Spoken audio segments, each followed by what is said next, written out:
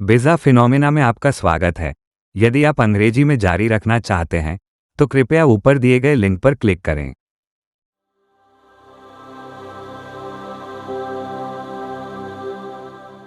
जलवायु परिवर्तन हमारे समय का निर्णायक मुद्दा है और हम एक निर्णायक क्षण में हैं।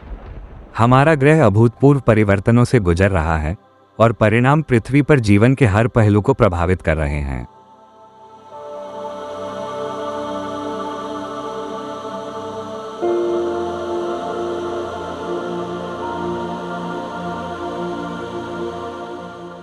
जलवायु परिवर्तन का तात्पर्य तापमान, वर्षा और मौसम के पैटर्न में दीर्घकालिक परिवर्तन से है।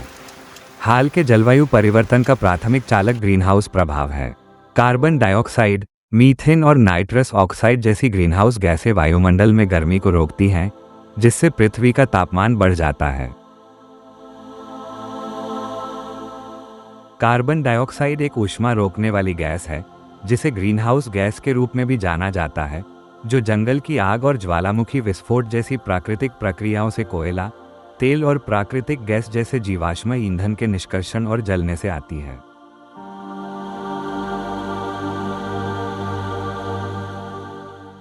ग्राफ 1958 से मोना लोआ वेधशाला, हवाई में NOAA द्वारा मापा गया वायुमंडलीय कार्बन डाइऑक्साइड स्तर दिखाता है।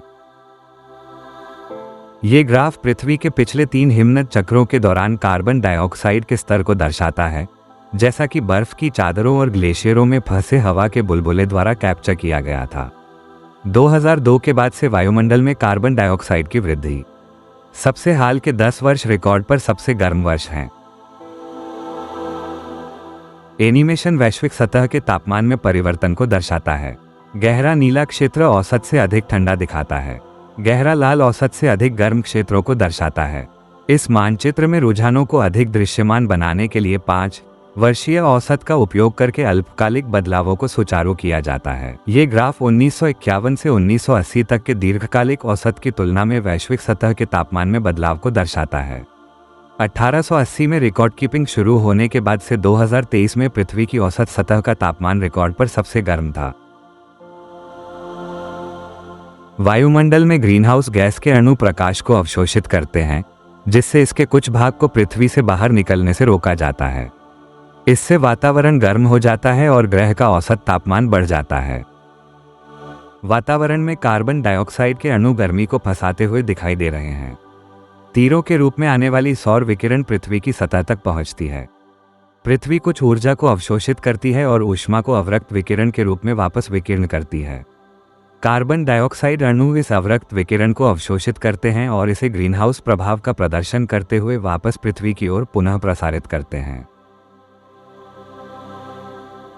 जीवाश्म ईंधन जलाने, वनों की कटाई और औद्योगिक प्रक्रियाओं जैसी मानवीय गतिविधियों ने वातावरण में इन गैसों की सांद्रता में काफी वृद्धि की है, जिससे ग्लोबल वार्मिंग बढ़ रही है।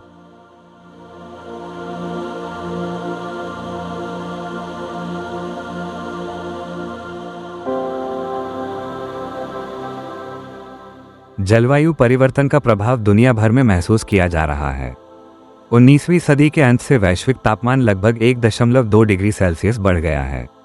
इस गर्मी के कारण बर्फ की चोटियां और ग्लेशियर पिघल रहे हैं, जिससे समुद्र का स्तर बढ़ रहा है और तटीय क्षेत्रों में बाढ़ आ रही है।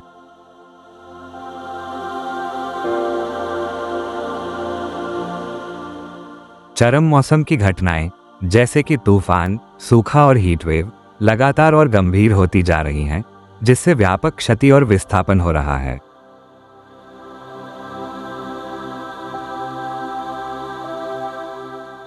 पारिस्थितिकी तंत्र और जैव विविधता भी खतरे में है। निवास स्थान की हानि और बदलती जलवायु परिस्थितियों के कारण कई प्रजातियां विलुप्त होने का सामना कर रही हैं।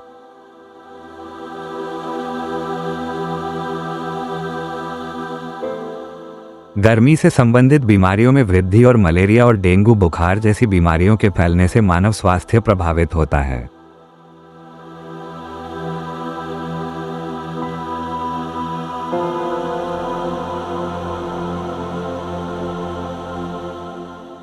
जलवायु परिवर्तन में मानवीय गतिविधियां प्राथमिक योगदान करता है। ऊर्जा के लिए जीवाश्म ईंधन जलाने से वायुमंडल में बड़ी मात्रा में कार्बन डाइऑक्साइड निकलती है। कृषि और शहरीकरण के लिए वनों की कटाई से कार्बन डाइऑक्साइड को अवशोषित करने वाले पेड़ों की संख्या कम हो जाती है।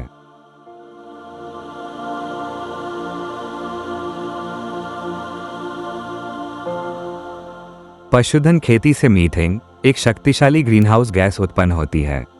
औद्योगिक गतिविधियां और अनुचित अपशिष्ट प्रबंधन भी ग्रीनहाउस गैस उत्सर्जन में महत्वपूर्ण योगदान देते हैं।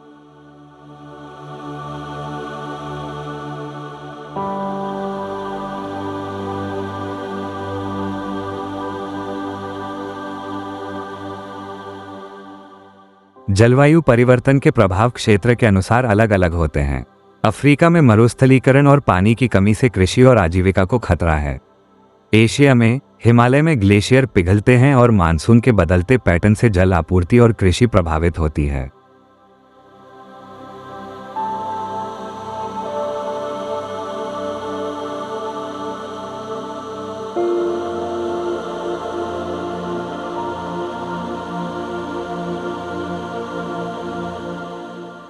यूरोप को लू, जैव विविधता हानि और कृषि प्रभावों का सामना करना पड़ रहा है।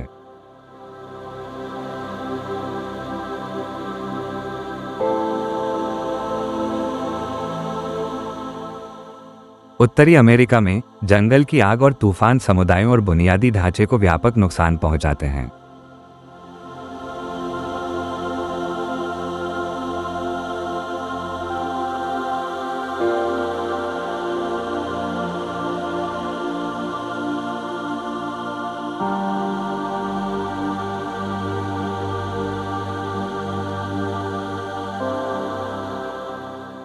दक्षिण अमेरिका में अमेज़न में वनों की कटाई हो रही है, जिससे जैव विविधता का नुकसान हो रहा है और स्वदेशी समुदाय प्रभावित हो रहे हैं।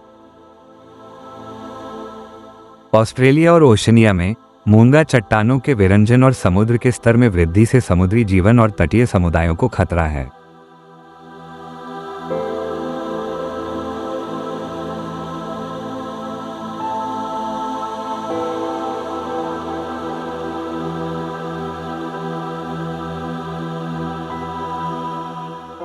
ऐसा कहा जाता है कि जिस हवा में हम सांस लेते हैं वो जीवन का सार है।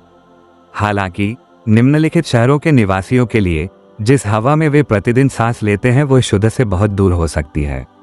वायु प्रदूषण पिछले कुछ दशकों में एक प्राथमिक वैश्विक चिंता बन गया है, जिससे कई स्वास्थ्य और पर्यावरणीय चुनौतियां पैदा हुई हैं।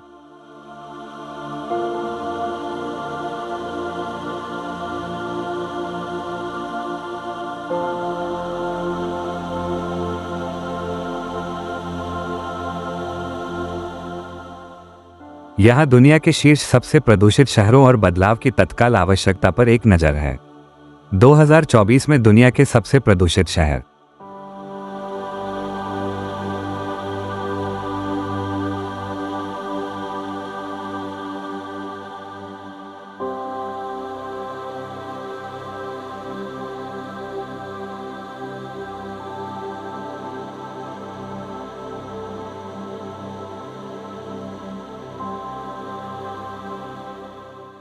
छोटे कण मानव स्वास्थ्य के लिए सबसे बड़ा खतरा पैदा करते हैं।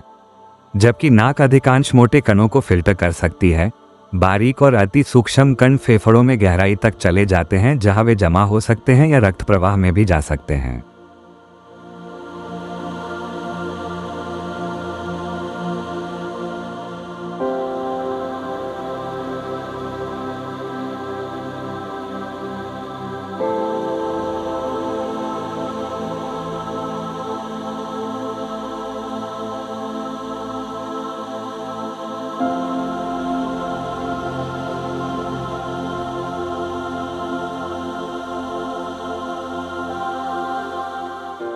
जलवायु परिवर्तन से निपटने के लिए हमें शमन और अनुकूलन दोनों रणनीतियों को अपनाने की आवश्यकता है। सौर, पवन और पनबिजली जैसे नवीकरणीय ऊर्जा स्रोतों पर स्विच करने से ग्रीनहाउस गैस उत्सर्जन में काफ़ी कमी आ सकती है। घरों, उद्योगों और परिवहन में ऊर्जा दक्षता भी महत्वपूर्ण है।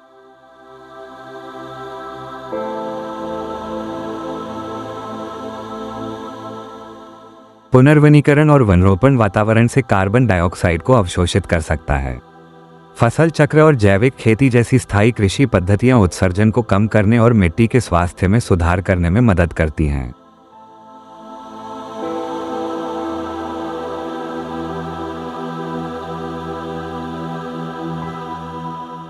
पुनर्चक्रण और खाद के माध्यम से प्रभावी अपशिष्ट प्रबंधन लैंडफिल से मीथेन उत्सर्जन को कम करता है। पेरिस समझौते जैसे अंतर्राष्ट्रीय समझौते और राष्ट्रीय नीतियां उत्सर्जन पर अंकुश लगाने के लिए लक्ष्य और नियम निर्धारित करने में महत्वपूर्ण भूमिका निभाती हैं।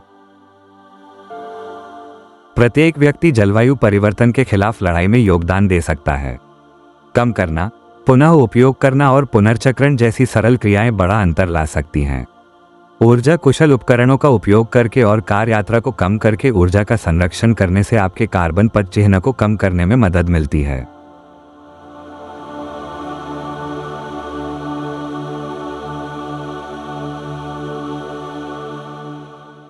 टिकाऊ उत्पादों का समर्थन करना और जलवायु नीतियों की वकालत करना प्रभाव डालने के अन्य तरीके हैं। जलवायु परिवर्तन के बारे में सूचित रहना और दूसरों को शिक्षित करना सामूहिक कार्रवाई को आगे बढ़ाने में महत्वपूर्ण है।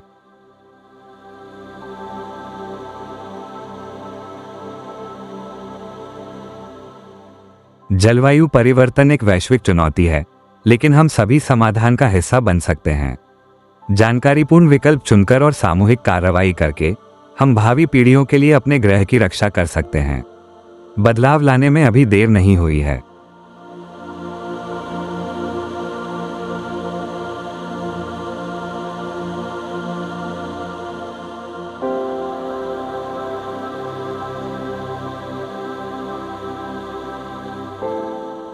देखने के लिए धन्यवाद। यदि आपको यह वीडियो जानकारीपूर्ण लगा तो कृपया अपडेट रहने के लिए इसे लाइक, शेयर और सब्सक्राइब करें।